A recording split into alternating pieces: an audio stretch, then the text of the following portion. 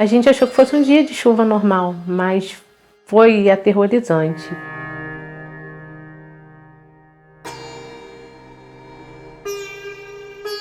Os carros das pessoas da comunidade desceram as ruas como se fossem carrinhos de brinquedo. Sacudiu isso aqui tudo, uma coisa de louco mesmo, uma coisa tipo assim, tá acabando. Tem famílias que não sobrou ninguém. A minha preocupação não era no momento da tragédia. A mídia estava aqui, as pessoas estavam todas dispostas a ajudar, mas e depois que passasse? Como ia ficar a nossa situação? E quem sobrou que estava no serviço hoje em dia, as pessoas estão daquele jeito. E que é tipo justiça. Mas vai cobrar de quem? A gente não sabe como é que vai ser essas novas estações agora, como é que vai ser. O clima está muito diferente.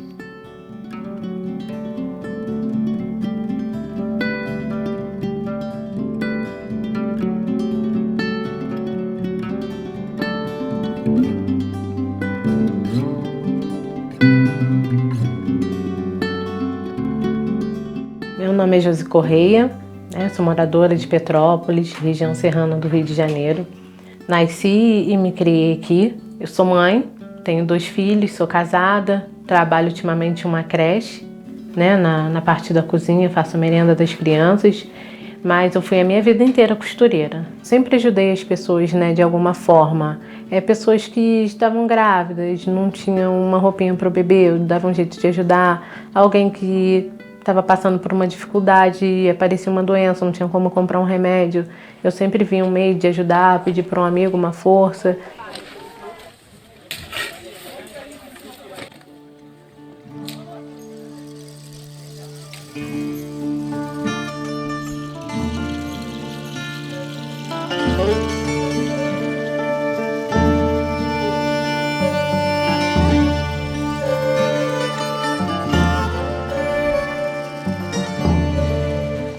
É a primeira vez que eu vou subir aqui, para dizer a verdade. Falta coragem, falta segurança e um pouco do medo também. Aqui perdemos muitas pessoas, muitas crianças. Então, quer dizer, a gente não tem coragem de vir aqui. Lá embaixo eu não fui ainda. 1 ano e 2 meses praticamente ainda não fui. Hoje em dia eu vou te dizer a verdade, tem muita gente que eu nem sei se mudou, se está vivo, se morreu. Porque a gente encontra na rua, a gente só consegue falar um oi para a pessoa. Porque já dei várias... Ah, oi, como é que está a tua família? Não tem mais família, morreu todo mundo. Aí quer dizer, é muito triste ficar perguntando, né? Pra gente, a tragédia ainda está muito presente. A gente continua com muitos traumas, Por mais que eu faça tratamento psicológico para continuar cuidando das pessoas aqui da comunidade fora, porque eu lido com pessoas de Petrópolis inteiro, eu ainda continuo abalada quando eu falo do dia 15 de fevereiro. Eu estava na minha casa trabalhando, estava eu, minha sobrinha Duda, chovia muito. Aí a Duda virou e falou assim, pô, Tiana, esse barulho dessa trovoada está muito prolongado. Eu falei, barulho de trovoada prolongada é uma barreira. Eu olhando da janela para cá, eu só vi aqui onde nós estamos mesmo, que era a casa do seu Carlos. Eu falei, caiu uma barreira na casa do seu Carlos, né? Foi isso que eu pensei. Aí pegou, olhei da janela, mas aí só via aquela fumaça branca subindo, aquela coisa assim. Aí pegou daqui a pouco o pessoal que morava logo aqui para baixo, a Sueli foi lá me chamar, Ana, nós estamos todos desabrigados, nossa casa entrou muita água, muita lama. Eu vim em casa, peguei um casaco, troquei o sapato e arrumei uma lanterna com o vizinho e desci atrás da minha família. Peguei pé de café, peguei açúcar, levei, botei no grupo, pedindo as coisas. Aí fui e fiz um café para todo mundo, eu tinha muita roupa de bazar. Gente, troca a roupa dessas crianças, troca a roupa de vocês, porque saiu todo mundo na chuva, né? Cada um catou o que podia, os documentos, nem documento tem gente que não catou, que saía, porque o barulho foi enorme. Essa chuva deve ter começado entre 3, 4 horas da tarde, a gente só conseguiu respirar umas 7 horas da noite, mas até eu achar o meu marido e meu filho, acho que eu já encontrei eles, já eram umas 9 horas da noite. Peguei minha filha também, vim para casa. Coloquei meu filho, a minha filha e a minha mãe dentro de casa e eu e meu marido começamos a ficar na rua para ajudar as pessoas. que foi uma coisa de louco. Eu consegui até acalmar todo mundo, lá para as 10 horas da noite, quase 11 horas, as crianças dormiram, os pais não dormiram. Eu subi para minha casa, já era 1 hora da manhã.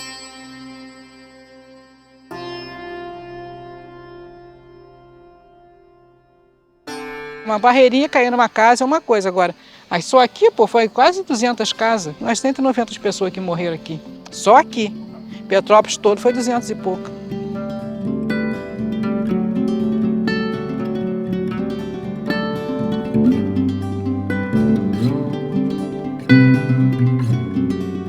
Quando a gente tem empatia pelas outras pessoas, a gente traz tudo de bom pra gente, né? E eu acho que quem divide multiplica. Então a minha intenção é essa.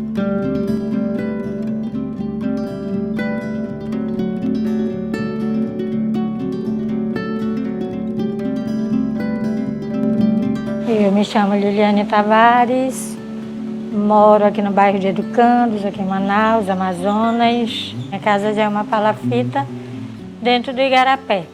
Moro aqui desde que eu nasci.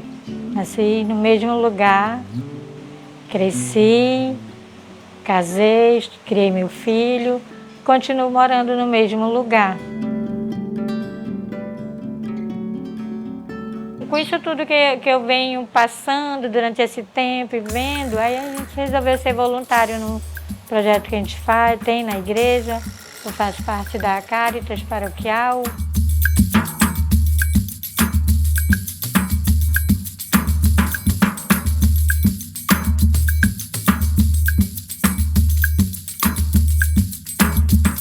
Na época da enchente, as crianças elas ficam muito limitadas.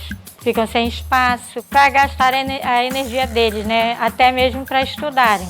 Fica uma situação difícil, dentro das casas muito quente, o calor é insuportável, não tem como aguentar. A maioria das vezes fica nas pontes mesmo, sentado durante o dia. Os pais ficam ali por perto, mas o perigo é grande devido a estar por cima de ponte. Criança não consegue ficar muito tempo parada.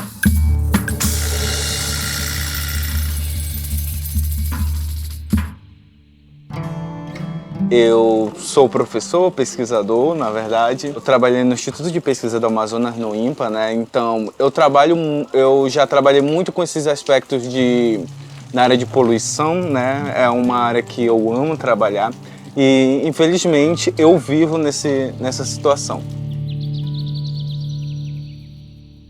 Quando chega a cheia, a gente tem que fazer marombas. Então a gente tem que proteger as coisas básicas que necessita dentro de uma casa. Somente a geladeira, o fogão. Então a gente tem que suspender, a gente pega bancos, a gente vai pegar um banco, botar debaixo para ela suspender. Na casa mesmo a gente vai começar a pregar madeiras. Então fazer pequenos córregos de madeira para ter esses acessos. É como criar ponte dentro de casa? Criar ponte dentro da minha casa.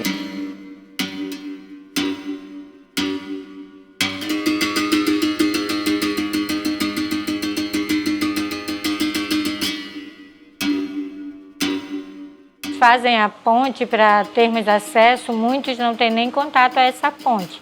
Tem que usar o transporte de canoa mesmo para chegar às ruas mesmo. Mas eles dão somente a ponte. Aí, com relação às marombas, somos nós mesmos que tem que dar o jeito para conseguir, para levantar os móveis. Em muitas situações, a gente não consegue. Não compra mais, tem vontade de arrumar casa, de ter algo mais, mas não pode.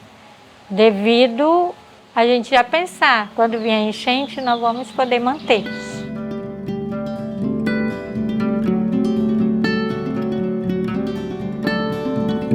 Aqui, diferentemente, por exemplo, de barrancos e de situações como aconteceu em São Paulo recentemente, em Bertioga e São Sebastião, em vários locais, a água lá, quando vem uma chuva muito forte, o tempo para poder tomar uma atitude é curto. Em geral, são os alarmes onde são colocados e o tempo que as pessoas têm para evacuação é curto.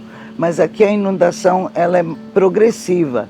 Então, ela pode ser até predita com meses de antecedência.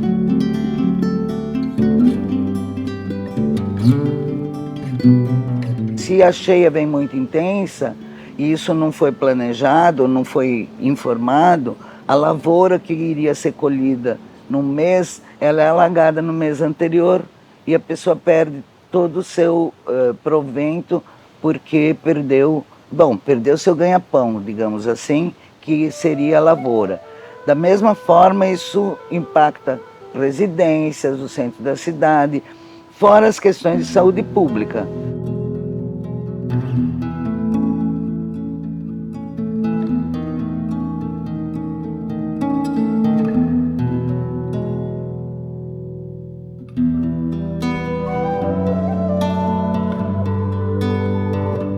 Esse aspecto das mudanças climáticas é evidente e, obviamente, ele é maximizado pela mudança do uso da terra. Então, o desmatamento, ele estimula, ele tem um efeito sinergístico negativo, né? Então, se somam os efeitos e isso é um problema que a gente já pode evidenciar atualmente. Existem meios e já existe conhecimento para que algumas mudanças sejam feitas de maneira a evitar certos problemas e até catástrofes, com perdas inclusive humanas, fora as materiais.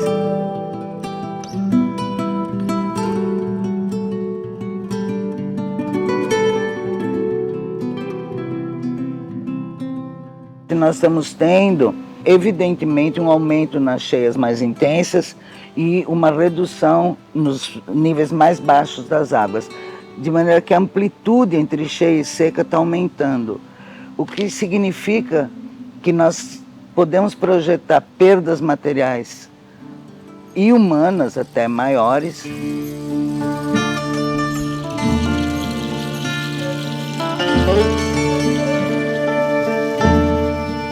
O nosso conhecimento sempre tem que ser, e só vai ter sentido se ele puder ser inserido num contexto que traga alguma coisa de melhoria de vida para as populações. E as populações são as pessoas que vivem na região. Então eu acho que a academia tem o dever também de levar para as comunidades, levar as pessoas ao campo e levar às comunidades os achados científicos de uma maneira digerível e aproveitável por essas pessoas. Embora elas detenham um enorme conhecimento, muitas coisas compiladas podem ajudá-las a melhorar o uso desse conhecimento, até em benefício financeiro, inclusive.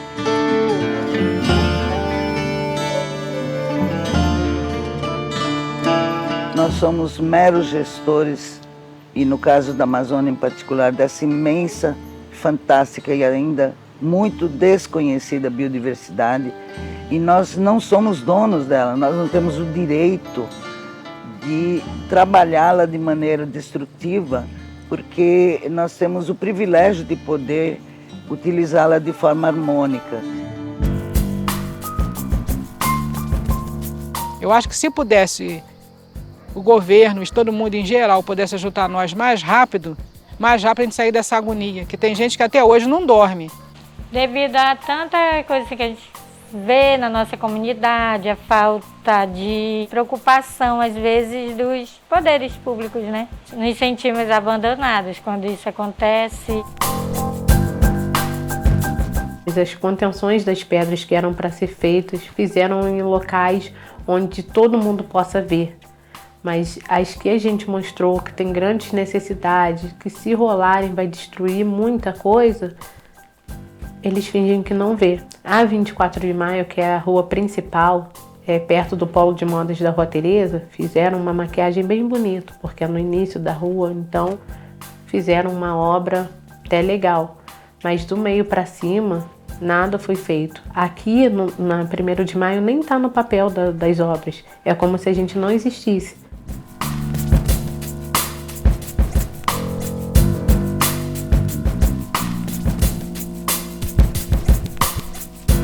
Mesmo depois de um ano de tragédia, está todo mundo muito abalado porque nada foi feito. As pedras continuam no mesmo lugar, Tá tudo bem visível ainda. Creio que se vocês viessem aqui há um ano atrás, vocês teriam visto a situação bem pior, né? Agora os matos já voltaram a crescer. Eu tenho que tentar me manter forte para fortalecer as outras pessoas, porque eles veem a força em mim. Eles acham que nada vai acontecer porque a gente está aqui, porque eu vou pedir ajuda para alguém e alguém vai vir e vai salvar a gente. Então, por mais que eu pense em mudar aqui, porque eu tenho muito medo de acontecer alguma coisa com meus filhos, né, com a minha família, eu fico pensando em quem vai ficar.